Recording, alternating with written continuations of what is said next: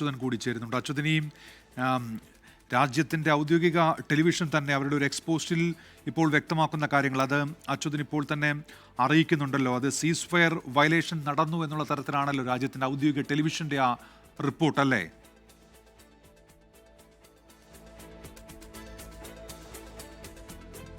തീർച്ചയായിട്ടും ഉന്മേഷ്, ഞാൻ നേരത്തെ സൂചിപ്പിച്ചതുപോലെ തന്നെ ഇക്കാര്യങ്ങളിൽ 3 ഔദ്യോഗിക കേന്ദ്രങ്ങളിൽ നിന്നാണ് സ്ഥിരീകരണം ഉണ്ടായിരിക്കുന്നത്. അതാണ് ഇതിലേറെ പ്രധാനപ്പെട്ടൊരു കാര്യം. അല്ലെങ്കിൽ പ്രാദേശികമായ അല്ലെങ്കിൽ ഏതെങ്കിലും ആളുകൾ പറഞ്ഞ കാര്യങ്ങളോ മറ്റൊന്നുമല്ല റിപ്പോർട്ട് ചെയ്യപ്പെടുന്നത്. ഔദ്യോഗികമായിട്ട് ജമ്മു കാശ്മീർ മുഖ്യമന്ത്രി പറയുന്നു ഇത്തരത്തിൽ ഈ ഷെല്ലിംഗ് നടന്നതായി, ഇത്തരത്തിൽ ഡ്രോണുകളുടെ ആക്രമണം നടന്നതായി അദ്ദേഹം എക്സ്പോസ്റ്റിൽ കുറിക്കുന്നു. അവിടെ ഈ വെടിനിർത്തൽ കരാർ എങ്ങോട്ട് പോയി എന്ന് അദ്ദേഹം ചോദിക്കുന്നു.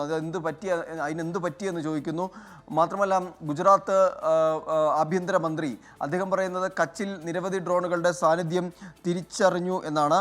മാത്രമല്ല നമുക്കിപ്പോൾ ലഭിക്കുന്ന ഒരു വിവരം എന്നുള്ളത് ഈ നിയന്ത്രണ രേഖയിലും അന്താരാഷ്ട്ര മേഖലകളിലും വെടിവയ്പ് ഉണ്ടായിരുന്നു. പക്ഷേ അത് കുറച്ച് മുൻപ് അത് നിർത്തിയതായുള്ള വിവരങ്ങൾ അത് സ്ഥിരീകരിക്കുന്നുണ്ട്. അത് സേനയിൽ നിന്നാണ്, സേനാവൃത്തങ്ങളിൽ നിന്നാണ് പറയുന്നത്. ഈ ഡ്രോണുകളുടെ ഒരു കടന്നുകയറ്റം ഉണ്ടായിരുന്നു, പക്ഷേ അതും ഇത്തരത്തിൽ പിൻവാങ്ങിയതായാണ് നമുക്ക് മനസ്സിലാക്കാൻ കഴിയുന്നത്. ഒരു പക്ഷേ ഈ 2 രാജ്യങ്ങൾ തമ്മിൽ തീരുമാനിച്ച കാര്യങ്ങൾ, ഉഭയകക്ഷി ചർച്ചകളിലൂടെ തീരുമാനിച്ച കാര്യങ്ങൾ ഒരുപക്ഷെ സൈന്യം അറിഞ്ഞിട്ടുണ്ടോ, അതോ ഇനി ആ ഉത്തരവ് വായിക്കാൻ കഴിയാത്തതാണോ എന്നൊന്നും ഈ നിമിഷം മനസ്സിലാകുന്നില്ല. എന്തായാലും ആർമി അറിയിക്കുന്ന കാര്യങ്ങൾ വാർത്താ ഏജൻസിയാണ് റിപ്പോർട്ട് ചെയ്തിരിക്കുന്നത്. നിയന്ത്രണ രേഖയിൽ ഇപ്പോൾ അവിടെ വാക്കുപയോഗിക്കുന്നുണ്ട്, ഇപ്പോൾ ഷെല്ലാക്രമണം റിപ്പോർട്ട് ചെയ്തിട്ടില്ല എന്ന് അറിയിക്കുന്നു. ശ്രീനഗറിൽ സ്ഫോടനങ്ങളൊന്നും ഉണ്ടായിട്ടില്ല.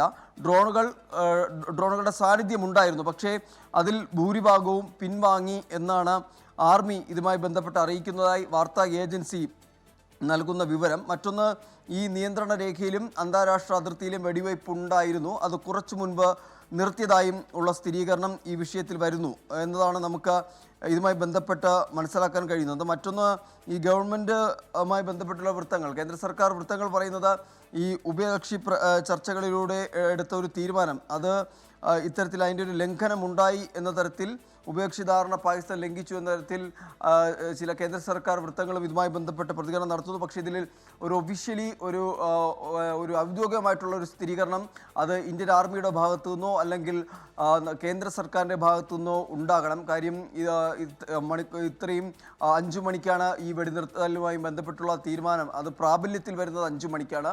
അതിനുശേഷം 3 മണിക്കൂർ പിന്നിടുമ്പോൾ ഇത്തരത്തിൽ ജമ്മു കാശ്മീർ ഉൾപ്പെടെയുള്ള ഇടങ്ങളിൽ ഡ്രോണുകളുടെ സാന്നിധ്യം ഉണ്ടാകുന്നു എന്നത് വീണ്ടും ഒരു ആശങ്ക ഉണ്ടാക്കുന്നതാണ്. സ്വാഭാവികമായും അവിടുത്തെ പ്രദേശവാസികളിലും ആശങ്ക ഉണ്ടാക്കുന്ന ഒന്നാണ്.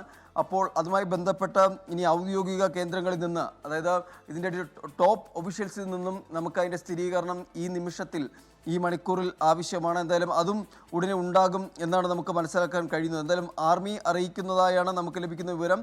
ഇത്തരത്തിൽ അന്താരാഷ്ട്ര അതിർത്തിയിലും നിയന്ത്രണ രേഖയിലും വെടിവയ്പ് ഉണ്ടായിരുന്നു, പക്ഷേ ഇപ്പോൾ നിലവിൽ അതിൽ നിന്ന് പിൻവാങ്ങി എന്ന തരത്തിലാണ് നമുക്ക് മനസ്സിലാക്കാൻ കഴിയുന്നത്.